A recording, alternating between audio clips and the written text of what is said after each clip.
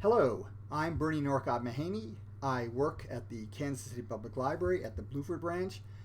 April is National Poetry Month, and every April for the past, 7 or 8 years, I've spent time each day reading some poetry aloud, because I think poetry is meant to be read aloud, it's meant to be heard. And so I think you do yourself a favor if you read poems to read them aloud, to try to get a sense of what's going on, to catch some of the music there. Because we are in an Olympic year, I thought it would be nice this year to read some of some poems that are associated with the Olympic Games. So in ancient Greece, there were several athletic contests. There were four main ones that were pan-Hellenic. In other words, any Greek could compete. The most famous of them was the Olympic Games held at Olympia in southern Greece. The Olympic Games were so important that the Greeks used the Olympic Games as their way of telling what year it was. So each town would have its own local way of telling what year it was. So in the 10th year of so-and-so, king of such and such. But overall, that wasn't going to work. And so the one thing they had in common that everyone could agree to were the Olympic Games, which were held every 4 years, starting in 796 BCE.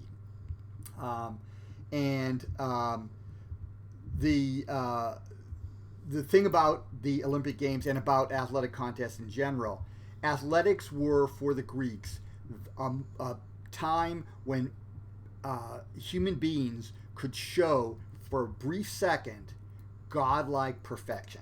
That's sort of the way they looked at it. So there were heroes, right? Greek heroes like Heracles or like Theseus. Those Greek heroes were often the son of a god, right? So they were godlike already because one of their parents was a god, but they were still mortal. The one thing the gods had was that they were shining forever. But mortals could hope, if they were good enough, if they worked hard enough, they could have that brief moment, that 15 minutes of fame, if you will. And so what you would do if you won the Olympic Games, you'd get an olive wreath. That was the only prize you got. So there was no monetary prize. There was no other benefit as far as that goes. But you got your name on a list at the site that etched in stone or etched in bronze, so that your name would survive even after your death. But the best way to celebrate and also ensure some level of a continuation of your name was to get yourself a famous poet, who wrote victory odes, victory poems. They're called Epinician odes, odes for victory, Epinician. So the most famous of them was a man named Pindar. Pindar was a poet for hire. He traveled around the Greek world and offered his services to people generally who were wealthy or were in the royal family of various city-states who had won games at Olympia or at Corinth or in Delphi or in Nemea. Those are the four big ones. And they would pay him. He would compose a poem. The poem would be performed by a choir or a chorus in the hometown, or sometimes at the Olympic site itself, or the site of the victory in a few cases. But usually the main one was done in the hometown, and it was done quite a bit after the event, sometimes a year or two after the event. But that really ensured, and Pindar, we don't have a lot of Greek lyric poetry. Most Greek lyric poetry, we have fragments, we have a line here, a line there. Sappho, the most famous female poet from the ancient world, we have a single whole poem. Everything else we have from her is fragmentary. So Pindar, on the other hand, we've got 36 poems or more. So in his case, we've got a lot, almost 40 poems. We've got a good number of poems from this guy. And so it was a good bet. If you got Pindar to write an ode for you, then your name will live on and still lives on today because we have Pindar's poems. So The poem that I'm going to do today is Olympia number 1. It was for the victory in the horse race given to Hieron of Syracuse. He's the one who won. That happened at the Olympic Games in 476 BC.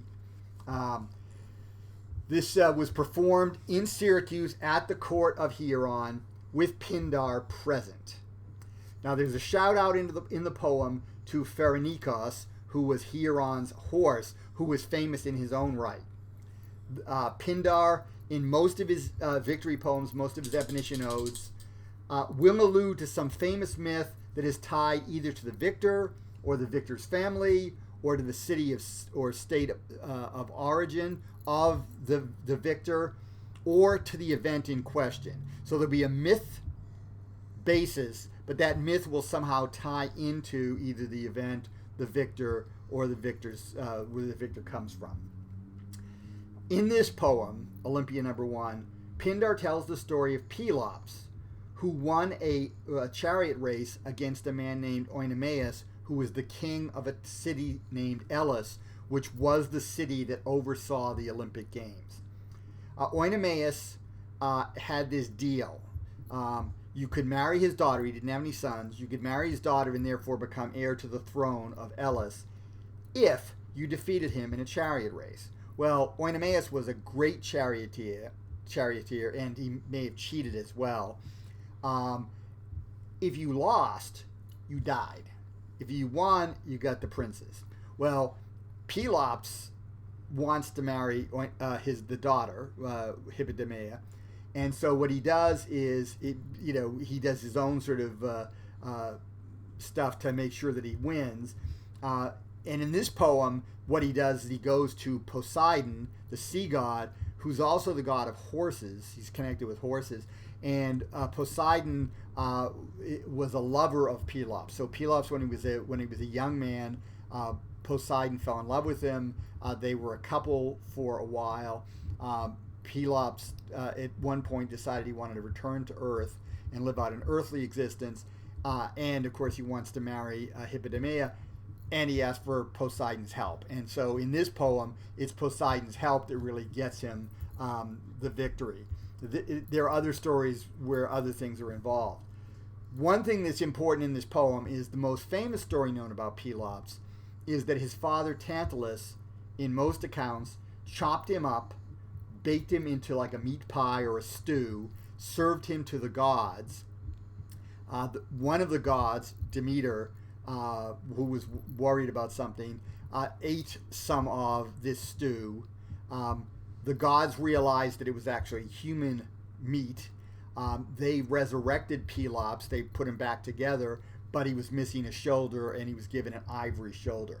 So Pindar in this poem says, I don't believe that, because I don't think any god, even if they were distracted, would eat a human being. So he rejects that story and instead offers this as the account. Now, what's the connection with the Olympic Games, with Olympia? Well, Elis is the city-state that controls Olympia, and this race was sometimes seen in the ancient world as being the origin of the Olympic Games. Other people attribute that to Hercules, and we'll see some poems where that comes up. And at the Temple of Zeus at Olympia, there one of the sculptural pieces was the moment before the chariot race starts. So you've got a Pelops on one side, Oenomaus on the other, getting ready to start the race. So there were sacrifices that were made to Pelops at every Olympic Games. So Pelops is sort of an important figure, and that seems to be why Pindar here, brings him up. So without further ado, let's look at Olympia number 1 for Hieron of Syracuse, winner in the horse race. Water is the best thing of all, and gold shines like flaming fire at night, more than all a great man's wealth.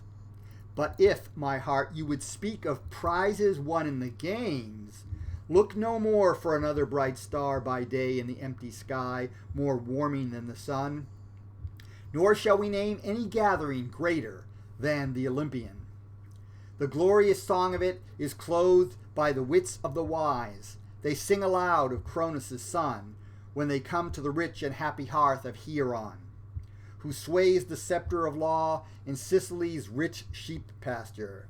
He gathers the buds of all perfections, and his splendor shines in the festal music. Like our own merry songs when we gather often around that table of friends. But take down from its peg the Dorian lute, if surely the beauty of Pisa, the beauty of Pherenikos, loaded our hearts with the sweetest thoughts, when by Alpheus he raced past, giving his strength in the course, not waiting for the spur, and brought to triumph his master, the king of Syracuse, the soldier horseman. His fame is bright in the great assembly of men, which Lydian Pelops founded. He, with whom the mighty earth-shaker Poseidon fell in love, when Clotho lifted him out of the cleansing cauldron with his shoulder of ivory, white and fine. There are many wonders, and it may be embroidered tales overpass the true account, and trick men's talk with their enrichment of lies. Beauty, who creates all sweet delights for men, brings honor at will, and makes the false seem true time and again. But the wisest witness of all are the days to come. Let a man speak good of the gods, and his blame shall be less. Son of Tantalus, in my tale of you I shall counter the poets before me, when your father called his companions to his most innocent banquet, and to Sipylus his home, making the gods his guests, who had made him theirs. Then the bright Trident's god lost his heart for love of you, and seized you, and carried you on his golden mares to the high house of wide-worshipped Zeus, where later in time Ganymede came also for the same service to Zeus. When you were no more seen, and men searched long, but brought you not home to your mother, then some envious neighbor told the tale in secret, that the water bubbled over the fire, and they sliced you into it limb by limb with a knife. Then, at the second course of the feast, they portioned the meat of your body and ate. I cannot say, not I, that any blessed god has a gluttonous belly. I stand aside. Those who speak evil have troubles thick upon them, and if the watchers on Olympus ever showed honor to a mortal man, Tantalus was he, and yet his stomach could not hold such mighty fortune. He came to a huge mischief, a mighty rock, which the Father hung over him, and longing always to cast it from his head, he is exiled from delight. Without strength he lives in eternal trouble, and has with 3 torments a 4th, because he stole and gave to his companions who drank with him the gods' nectar and ambrosia, with which they made him immortal. The man who thinks that he will do anything and God not see is wrong. Therefore, the immortals thrust back his son among men to whom death comes soon, and when he came to the sweet flower of his growth, and down covered his darkening chin, he lifted his thought to a bridal awaiting him, to have far-famed Hippodamia from her Pisaetan father. He went down beside the gray sea in the darkness alone, and cried to the loud bellowing Lord of the Trident, and the god was with him, close beside his feet. And Pelops said, If the dear love you had of me, Poseidon, can turn, I pray, to good, keep fast now the brazen spear of Oenomaus, and on the swiftest chariots carry me to Elis, and bring me to victory. For he has slain 13 men that wooed her, and puts back the bridal day of his daughter. The danger is great, and calls not the coward. But of us who must die, why should a man sit in darkness, and cherish to no end an old age without a name, letting go all lovely things? For me this ordeal waits, and you, give me the issue I desire. So he spoke, and the prayer he made was not unanswered. The god glorified him, and gave him a chariot of gold, and winged horses that never tired. So he brought down the strength of Oenomaus, and the maiden to share his bed. She bore him princes, 6 sons, very eager in nobleness. And now by the ford of Alpheus he is drenched in the glorious blood offerings, with a busy tomb beside that altar where strangers throng past number. The fame of the Olympiads in the games of Pelops overlooks the wide earth. There a man's strong prime endures its toils, and the victor all his remaining days breathes a delicious and serene air when he remembers the games. And yet these good things that come with each day as it comes are still the best of all for all men. I must crown the victor with the horseman's tune in my Aeolian melody. I know well there is no friend of strangers among men alive greater than he, whether in knowledge of all good things or in power, for me to enrich in the splendid folds of song. God is your guardian hereon. He charges himself with this, and watches over all your cares. And if he desert you not soon, I hope to find a sweeter path even, and to join with a swift chariot in giving you glory, when I come along the path that awakens speech, to Cronus' hill standing in the sun. The Muse is nursing for me a javelin, marvelously valiant and strong. One man is great in this way, another in that, but at the peak of all are kings. Look no farther than this. I pray you may walk exalted all these days of your life, and may I so long keep company with victors, a beacon light of song among the Hellenes everywhere.